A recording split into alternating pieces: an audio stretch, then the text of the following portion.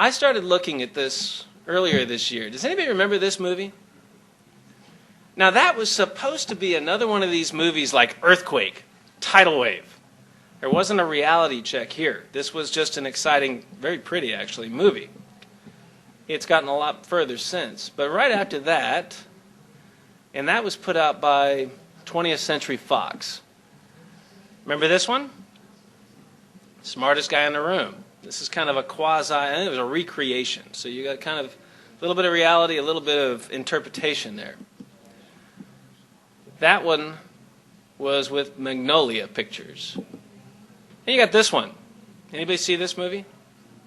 Again, this oil commodity thing, it's a really bad deal. And that one, that's Warner Brothers. So you see, they're all kind of getting involved in this game. I don't know how many of you saw this one, but it was kind of the first of what I call the mockumentaries. This one is in the documentary format, but the facts are kind of fudged. We see that again with this one. Now, this is probably the first time we saw the mockumentary used at this level, where it really was presented as fact. And that one, that's Miramax. We all know this one, I'm sure. Now, here's where Paramount got in the game. All of this is based on the fact that this kind of genre works. Beating up on energy sells tickets. We get to do things with it.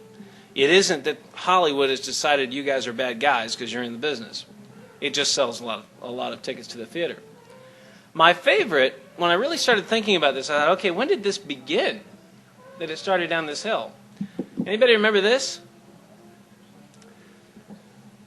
When I first saw this, I thought this is funny. But when we are powering the world on the screams of children from their bedrooms, does anybody see a problem with that? And of course, you know, that was back in November of 2001. So you've got quite a bit going on where they're selling tickets. The other thing I like to say about this particular crowd, the Hollywood crowd, we got a CSI for every city on the planet now. We got Miami, you got LA, New York. They're not creative people. They find a trend, they stay on it. It's what I think they call the herd mentality. Any of you guys heard that one before? Anyway, it doesn't stop with the movies. If you look at the trends in the media, it's really kind of interesting as you back up and look at something else. I don't know how many of you remember this gentleman, but for years he was looked at as the icon in the news media, Walter Cronkite. If he said it on the 5 o'clock news, that was real. We all know what happened to this gentleman. Taking over from Walter, goes along and decides he's going to start creating news. As soon as he became part of the story, Dan was out. How many of you are familiar with this young lady? We know who this is? I had to go look it up. Katie Couric. So she's got it now. So you see this ongoing trend toward what I would call interpretive news, where the news is actually trying to tell us what the facts are and what they mean versus what the facts are. Remember Fox News, we report, you decide? Has anybody seen a shift on that one? I mean, it was that way when they began. They were very popular. Now we're seeing much more interpretive news even from them. So this brings us to something I call infotainment. What's happening now? Where are you getting your news? I was genuinely surprised to see the statistics on this gentleman, one of the most trusted news sources. Anybody catch that? News sources? That's not news. That's infotainment. That's his opinion of what's going on in the news. And this line has become blurred. Here's another one. Now, Rush is on the radio. He did television and got off. But he interprets the news for you. He'll tell you right up front. He says, I'm biased. I'm telling you my thoughts. Thoughts of one man. That's Michael Savage. You also got it on the financial side with Larry Kudlow. Does anybody watch this guy? I mean, his interpretation of what is going on in the market will give you stitches. He's highly amusing. These guys, Sean Hannity and Alan Combs. Now we got both sides going. Sean's got a radio station as well. And let's not forget this one. Now, if that is not the epitome of interpreted news, this is the facts, I'm not going to be bothered with those. Here's what I think. this is where our media and information is coming from. So what are we learning from the infotainers? Now, anyone who's followed the statistics on, what the image of the industry is and all of that will find this terribly amusing. Let's look at Congress. Congress is down to an 11% approval rating based on the information we have on what they're doing.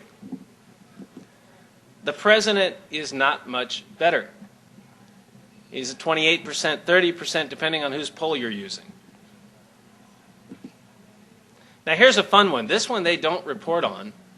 This was done by the BBC.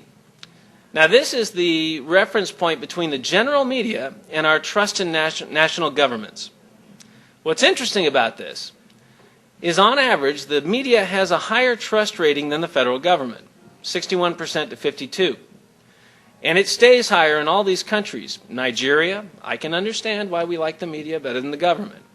Indonesia, India, Russia, that's kind of coming up on even. You can watch them across. The two countries that I find most interesting, we trust the government, which was at 11% and 28%, 67% of the time over the general media.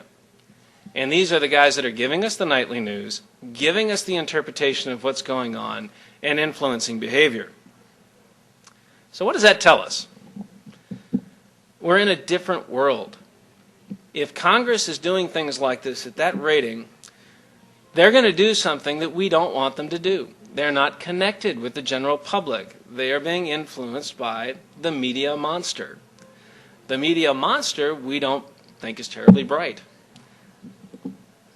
The biggest issue is still, how do we power the planet? How many of you saw anything mentioned about energy in the debates of late for our next president? I've been looking. I haven't found much. I mean, I did an editorial in our monthly on what the presidential candidates were thinking about doing, but even in the YouTube debate yesterday, nobody's asking, and yet it's probably the biggest issue we have. How do we fuel this economy? So how is our industry doing? Now, this is a chart generated by the Texas Alliance. And those of you who are not familiar with the Texas Alliance, it's one of the largest statewide organization of independent oil and gas companies here. They did this study, and they came out and said, our image is really bad, and we got to do something about it. But when you look at the data, 12% say we're very good, have a good image. This is the state of Texas. 33% say we're pretty good. Now we're up to 45%. We just passed the president, we passed the Congress, we're coming up on media quickly. 22% had no opinion, so they were neutral. Now we're at 67% of people who either don't care or think we're pretty good. Now, I think just about any politician would kill for that kind of rating. Now that's here in Texas. The study was done about 2 years ago.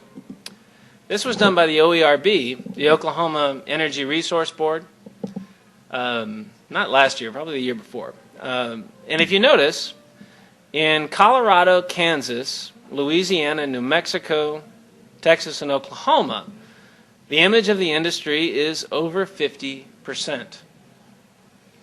That's not bad, and that is the central states. This is the industry you guys are working in. Nationally, you can see we're at 43%. Still above the Congress, still above the president, and gaining. Now we can say this is the middle of the United States influencing both coasts. But one of the things when we started airing the television show, it landed in Santa Barbara.